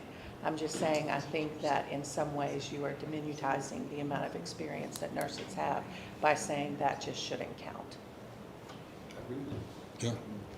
I mean, I like how we did the teacher scale, where we had the years of experience, or, you know, teaching in 3 tiers, 3 bands. I just think if there's a way we can honor that nursing experience outside of our district as a nurse, I think there's some value in that, a lot of value in that. I mean, I understand Madison City is not doing that. I mean, I understand it's very expensive. I mean, I'm sure the reason why everybody kind of circled the wagons is because people started doing the calculations and realized, you know, this is a huge financial burden on districts. But at the same time, I think to have highly qualified nurses in our schools that know how to help children, I mean, it's critical. I think it's important. And to have that experience credit is valuable. Now, we give them $2,000 additional dollars, right? Correct, on top above of the that. matrix. Yeah, I just think I would like to see us figure out a way, and certainly we may not be able to use all their credit. You got a nurse that's got 25 years as a nurse and wants to be in a school district. Certainly that's probably unaffordable for the school system to do, but maybe there's something that we can do to honor that experience credit in a tiered system, kind of like we do our teachers, you know, from 0 to a certain number. Are you talking about longevity pay? Yeah. I would also fully recognize that perhaps 25 years is not what's necessary in order to be a school teacher. So maybe you say that you're willing to give up to 5 years, because 5 years is what generally is considered you're kind of ready to be somewhat independent, and you know, that's when you can start being in a position of leadership, become a charge nurse, those sorts of things. But I think that completely negating that specialized experience, and maybe you even, I don't think you need to divvy out quite so far as, you know, was their experience pediatrics, which is, you know, somewhat more relevant, or was their experience in an OR, because that doesn't really give you the same. So, I mean, I think there is something to looking at what that experience is, but I don't think you can completely negate it and not at least send a nod to it somewhere. So if I follow the conversation that you guys are discussing and what you're stating is that is there a way that we can look at some type of a hybrid where we're not saying it's year for year, but we can come up with something, and to use your term, Ms. Bates, that we will take outside of public school experience, you can bring up to 5 years of outside nursing experience, something along those lines. Is that what you're suggesting? So that way we're kind of going somewhere in the middle, and we're not. Well, you're also showing respect to that nurse that has the capacity to actually give a level of care that is higher, but also serve as a mentor to maybe the nurses that you hire that do not have experience when they first come in. I would relate it to the general rule is, you know, do you want to go to a center to have your bypass surgery that has never done it before and has no backup plan? Or do you want to go to a tertiary center that has 7 surgeons and a backup plan and has been doing it for 10 years? I realize that we're not doing, you know, open heart surgery here, but I think we should make sure that we're providing the opportunity for nurses who have that experience to have that experience respected enough when they get here that they will also want to mentor those without experience, or what you're going to end up with is a lot of very new nurses who aren't going to have the capacity to care for patients, because that's what they are when they come in that nurse's office. I realize they're students, but they become patients at that point. And you're asking them to care for patients or students now who have a much higher level of medical caretaking that are necessary in order to keep them healthy at school. I think that's another thing that a lot of nurses have come to us with, is the fact that we're not just taking care of the skin knee or the boo-boo or the EpiPen anymore. We've got kids who are non-ambulatory and in wheelchairs and require multiple medications a day, and who have different types of lung issues, as well as diabetes and G-tubes and all these things that you don't learn to care for in the schools. When I say school, in the nursing school setting, those are things you learn when you get out. You learn the basic patho of why you care for those and why you would do certain things. But it's not until you get in the setting of the hospital or a clinic that does that, that you really gain the expertise to be able to do that well on your own, with no physician or other nursing staff or even a CMA present to help should you get into a bind. Okay. Do you all feel that if we were to look at something like this, do we continue to pay the $2,000 on top of all this with the experience?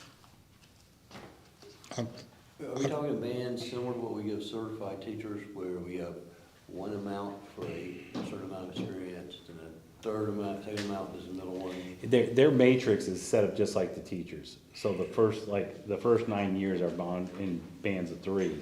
After that, they go year by year by year. So that doesn't work in. So you want to do 6 years experience? I think whatever we do, it could replace, assuming it would be more than the 2,000. So whatever's greater.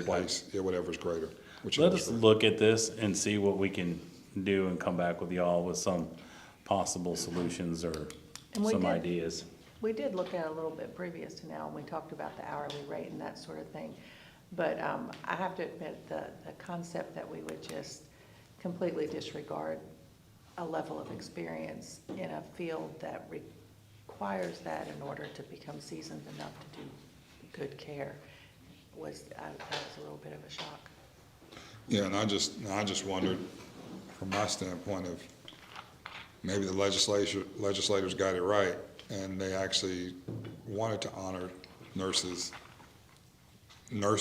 outside of public education. And I appreciate the clarifications, but maybe it wasn't necessary, or maybe it was, hey, look, you can, here's a strategy to honor our nurses in a better way in public education. And so, you come up with your own strategy. So I think we should explore some options. That's what I stand on it. My understanding from Mr. Smith was not that. It was because public school experience is what we do with our teachers, and public school experience is what we've done with our nurses since the beginning of time.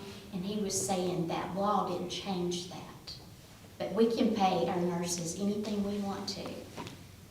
And he was just saying, it's public school experience for teachers, and the matrix applies the same way as it always has. It was not to downgrade teachers, their services, or anything in that nature. The legislators, their laws are so general, and they just throw them out there and approve them, bless them, because that's not their forte, is writing law. And so a lot of times the State Department is, tasked with interpreting the law for the benefit of the school districts and the funding that's available, because we're constantly receiving unfunded mandates. And this was not one of them. Now, the 187 days, yes, that's an unfunded mandate. But he was clarifying that this has not changed, in that this still remains that it's public school experience only, just like our teachers. Yeah. That's what that matrix was set upon. And the confusion, AEA gets involved and they start saying, ooh, everybody's, same thing happened with the $15 per hour beginning pay, as you well know. Everybody was saying, oh, support salaries are gonna be, 10, same thing happened with our teachers matrix last year, 10% increase. Well, those that were already making $15 per hour as support employees only received 2%. And I mean, so We have a situation where that's one been a says, struggle too, with trying to explain that to your support employees that didn't get maybe a custodian, which we were looking at that anyway, received a 12% increase because theirs went from $13 an hour to $15 an hour.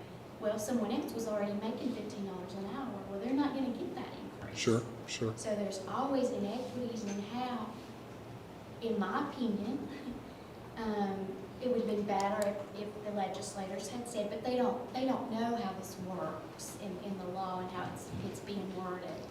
If they had said all support employees, I shared that with Mr. Burke, you did. should receive a 4, 5, 6% raise, and then go to the legislators and say, can you fund this, please? You know, because none of this is fully funded.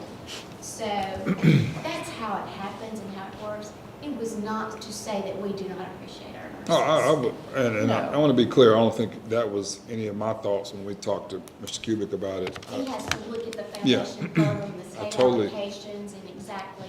But, man, you know, but in your teacher I mean, you go to school, college to be a public school teacher. I mean, you get your certificate, there's praxis, there's all the things or structure for a public school teacher. That does not exist for a public school nurse. Those structures don't exist. Right. So most of their experience comes through working as a nurse in a hospital. And so if that structure existed, then this wouldn't even be a conversation because you just naturally make sense. But because it does not say that, it makes me go, okay, so maybe the intent was to look at nursing experience as Mr. some way. Craig, As I recall, we don't give credit for private school teaching experience. Do not. So if Private or parochial. Or parochial. So if somebody's teaching, let's say, Westminster for 2 or 3 years, they decide they want to join the public school ranks, well, then they start off with you're wanting our matrix. Because the requirements, though, of a private school teacher, from my understanding, are different than a public school teacher. I'm just saying. So it makes sense why we start them off at a. I think what I would like to see happen more than anything is let's take a look at how much it costs to do it one way and how much it costs to do it the middle way, how much it costs to do the third way, and let's see if we have the funds to what we can support. Because when we make this recommendation here, this is how we're going to be for a long time. Yeah. Sure. I think one thing you're gonna have to look at, if you're going to award experience credit, is you're gonna have to look at how you do that. Yeah. Like Mr. Kubik mentioned the 30 hours. 32 hours, part-time. And then, you know, somebody that's at a doctor's office that's taking a blood pressure and a temperature and turning the patient over to the doctor and calling in scripts versus somebody doing what Ms. Bates said and dealing with the insulin and all those things in the hospital setting. I don't know how you're gonna quantify. Maybe Ms. Bates can help you come up with some criteria of how you assess if anybody can, she can, how you would assess the experience credit and who's gonna make the determination of what counts and what doesn't. It's not gonna be like public school teacher versus private school experience credit. It's gonna be a different animal. But even as a public school teacher, if you don't get credit, if you don't just enough days in the year. Yeah. So if you get a job and in March, you don't get credit all year. Correct, that's a 90, yeah, you have to complete so much of the contract in order to get it as well. I think everybody's objective in doing this is to give a skilled nurse that we desire a salary that compels them to come to our school and take care of our children. Well, and to be, I mean, to our credit as a district, we do give a $2,000 amount over and above the salary schedule. So we do some measure of that to Right. give our nurses, we honor our nurses in that way. The question is there a way that we can honor more or which, yeah, I agree with you. Let's assess it. Let's see what it costs. If there's another way to do it. And if it's within the realm of financial responsibility, maybe we consider it. If it's outside of what we can do, then we want to be responsible with our tax dollars. We want to be, wise with them. So we just need to assess it. Let's get those numbers. Yeah. Yeah, we'll bring something back for y'all to look at. All right, superintendent update, sir. Just a couple of things. The strategic plan, AASB reached out. Frank Costanzo is going to be our facilitator, and he is scheduled to be with us on the work session in September, and he'll do a brief presentation then.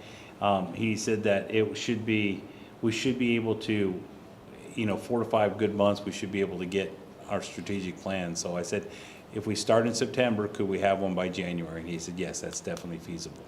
So as we talked about it, it was kind of like, instead of trying to force something in August or July when we've got school getting ready to start and all that, he said it'd be better if we just waited till September as well. He agreed. So we'll be bringing him in September to talk about strategic plan. Just a couple of safety update things that I want to make y'all aware of. Ms. O'Bannon and I have met and started looking at some budget stuff, and we are going to be able to use some ESSER funds for our Discussing what you just stated. Did you say September or November? September, the work session in September. I Okay. think it's the 6th. So you'll have our budget hearing that night. Yeah. That'll be a long night. Yeah, he said he only needs about 15 minutes. I'll That's all she 15. needs too. You have one of them short packets, those like brief slides too? Okay, I misunderstood. I'm so sorry. Go ahead about Esther. For the off-duty, the contracting with the sheriff's department, off-duty for our schools that don't have SROs. Yes, sir. That Esther can't be used for that, but our A&T plus. A&T plus money, our supplemental. So, so we're gonna put some money aside for that, which will get, we'll be able to tell the sheriff's department that we're ready to go ahead and start moving forward with that once we're gonna sit down and look at that next week and finalize some of those things. So that will be that's the money that we would be using for our off-duty sheriff's deputies to be at our schools that don't have SROs. So I wanna let you know about that. Also, we were given a grant, well, they say a grant, but there's money set aside for safety. Dr. Minsky is going to work up the grant or the proposal that we have to submit to the state. I believe he shared some information with each of you about the weapons detection systems for our schools. So we were thinking about $1 million for all of them. And so he's gonna be working on that for moving forward, so that weapons detection system, so we would have those in all of our schools as well. So I just want to give you a little bit of safety updates. The other thing I wanted to do was let Mr. Evans talk about, he's been working with Harvest, Madison Crossroads, Spartanburg Middle School, Monrovia Middle School, Monrovia Elementary School, and Endeavor with the rezoning. And he's been handling all the, we've sent out information to each of our parents that have children in the rezoned areas, and he's been working with us, so he has some of the data where we're at. We're still missing some, but we're making some pretty good headway on that. So, Daniel? Yeah, so we sent out an initial email and text message to the parents that were identified in the school zone. Mr. Jones put some stuff on Facebook, which then kind of directed us to if we missed anybody, and those have come in, and we've been able to reach out to those parents as well, which we get responses. Our responses have been much better than what they were when we were trying to gather the concerns ahead of time. So right now, as of this moment, we have, for the Madison Crossroads, Spartanburg Middle group, the Burwell Gardens, we've got 46 that have not responded and 82 that have. So we're charting that so that Dr. Minsky has all the addresses. So each one we have been able to do pretty close numbers there. Students that want to go from Madison Crossroads to Monrovia Elementary School are 53. Staying at Madison Crossroads, 10. Students wanting to go to Monrovia Middle, 9. Spartanburg Middle, 10. So something we kind of predict what we predicted. Harvest, we've gotten 101 responses and still have 46 left to get. We have 46 students that are wanting to go to Endeavor, 23 that are wanting to stay at Harvest, 15 that are wanting to go to Monrovia Middle, and 17 that are wanting to stay at Spartanville. So we're at about 68% of participation. We broke it down by multifamilies, and so of the, I guess, 92 that we have left to get, 92 families we have left to get, 61 of those can be accounted with 26 phone calls. So that's our plan for Monday. We can make 26 phone calls and knock out 61 of that 92. And then I'll shoot one more reminder, and they're just going to the parents that hasn't responded. So we've been dwindling it down so that we're not getting multiple data points. The parents have been great that have called the office and we've talked to. So that shift is ready to go. And then we have 2 products that one, Dr. Minsky and his team can use for buses, but also we can send right to the school into our computer services. And they can make that shift for those students very easily and take that off the parents. Okay. So, you know, based on that, Moving the enrollments. Moving the child enrollment, so, because that's one thing we had told the parents, that we would take care of that part of it. And so, Ms. Rodman will have all the student ID numbers, addresses, so we've been able to collect and keep our data intact. So we'll make sure to get as close to 100% as we possibly, we'll have a phone tree going, starting on Monday, and start making those calls and get as many of them as possible, because there could be glitches with email, text message that they haven't gotten, and I think we can really not fly through those 92 pretty quick. Very good, very good. Daniel's been working on these, and as you can tell, you know, we've had, he keeps sending out a lot of BB comms and a lot of texts and a lot of, but he's getting there. He won't be dissuaded. He's gonna get 100%. Had flashbacks of Aaron Brockovich when he was talking. Trying to get all the letters. Whose number would you like? We're the Madison County School System. We're here to find out where your kid's going to school. So That's good. that's it as far as the update, sir. Okay. We do have a guest in the office, and in the building. So Representative Rigsby is with us this evening. Sir, thanks for joining us. If we had a question for you, would you mind answering it? I'll stick around after. Okay, Yeah. If anybody has a question about some of those intents, and I might can answer a few things. that'd be fantastic. Thank you, sir. We appreciate you coming by this evening. Thanks, Mr. Jones, for the invitation. With that, that's the work session. Okay. All right. All right. Any other comments before we go into special session? Mr. Bridges, did you want to remind them about the Board of Equalization? I have tried to contact them. Go ahead. Yes, yes. So we're still soliciting suggestions to serve on the Board of Equalization.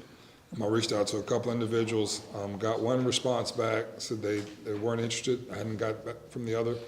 But if you know anybody who's interested in serving on the Board of Equalization, please reach out to me or Ms. Thompson. We have till July 25th to get that in. So if you got somebody, Trying to get Dan to do it one time. I believe we did. And he said no. He said no. Yeah. He said no. Let's circle back on I'm it. trying to reach the tax assessor. That's who those people would contact if they were interested. You now go through a phone tree, you don't talk to a person. I did leave a lengthy message, haven't had a call back, but I will send them an email. I did locate their email today, so I'll send an email to him in the morning. Okay. Very good. Hoping he has some names. Very good. Okay. All right, any more comments in our work session? Okay.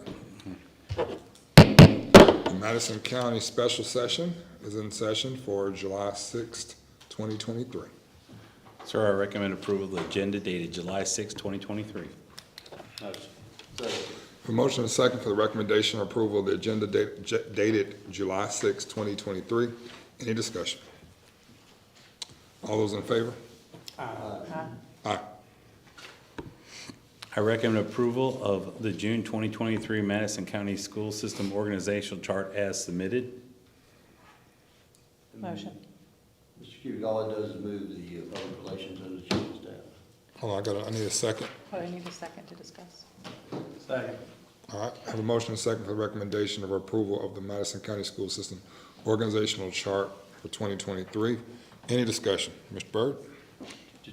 What does it do? Okay, so there's two things that this change has done. One, when Mr. Malone retired, which was Assistant Superintendent of System Services in the virtual school, as well as the information technologies, was underneath that position.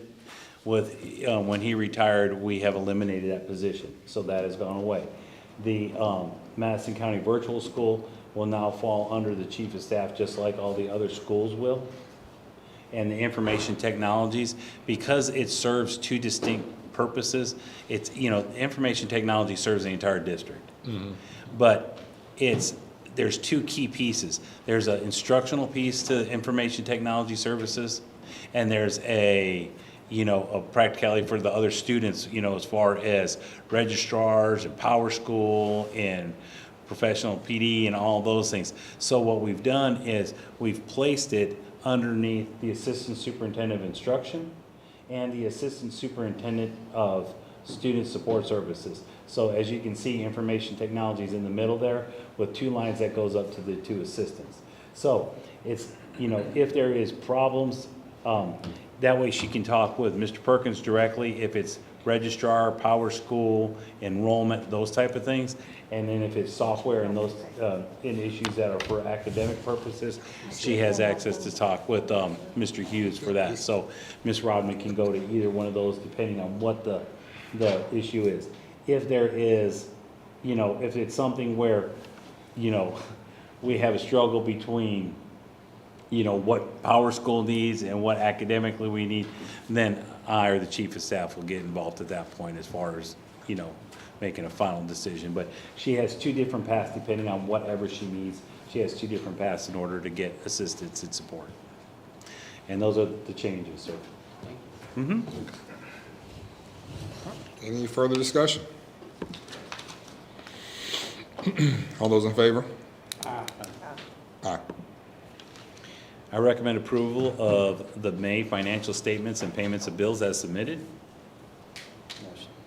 Second. I have a motion and a second for the recommendation for approval of the May financial statements and payment of bills as submitted. Any discussion?